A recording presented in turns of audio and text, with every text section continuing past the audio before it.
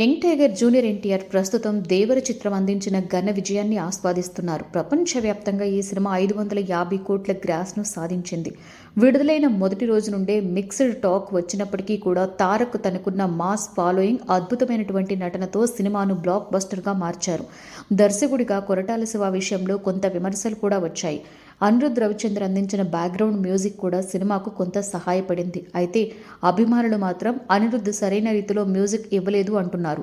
ఇటువంటివన్నీ కూడా దాటుకుని సినిమా స్టడీగా 550 కోట్లు రాబట్టడం విశేషమే.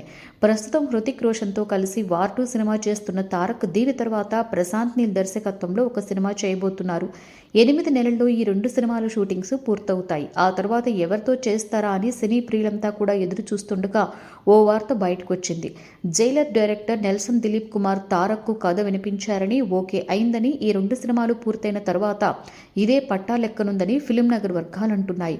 ప్రస్తుతం దిలీప్ కుమార్ జైలర్ 2 పనుల్లో ఉన్నారు. ఇది పూర్తయిన తర్వాత ఎన్టీఆర్తో సినిమా చేసే అవకాశాలు ఉన్నాయి.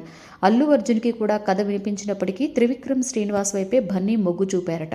తన దర్శకత్వ ప్రతిభతో దిలీప్ కుమార్ మంచి పేరు తెచ్చుకున్నారు. యావరేజ్ సినిమాలతో కింద మీద పడుతున్న రజనీకాంత్కి జైలర్ లాంటి బ్లాక్ బస్టర్ అందించి రజనీ క్రేజ్ తగ్గలేదని దిలీప్ కుమార్ నిరూపించారు. అంతకుముందు విజయ్తో బీస్ట్ సినిమా చేసినప్పటికీ కూడా అది ఫ్లాప్ అయింది. వరుణ్ డాక్టర్, అంతకుముందు నయనతారతో చేసిన సినిమాలన్నీ కూడా మంచి హిట్ అయ్యాయి. నెల్సన్ దిలీప్ కుమార్ సినిమాలలో అమ్మాయిల రవాణా, డ్రగ్స్ సరఫరా, హ్యూమన్ ట్రాఫికింగ్ అనేటువంటివి ప్రధాన అంశాలుగా ఉంటాయి. ఆ పాయింట్ని పట్టుకుని స్క్రీన్ ప్లేతో నెల్సన్ మ్యాజిక్ చేస్తాడు. తన ప్రతి సినిమాకి కూడా అనిరుద్ధ్ సంగీతాన్ని అందిస్తున్నాడు. తారక్తో చేయబోయే సినిమాకి కూడా అనిరుద్ధ్ రవిచంద్రనే సంగీతం అందించే అవకాశం ఉంటుంది అంటున్నారు.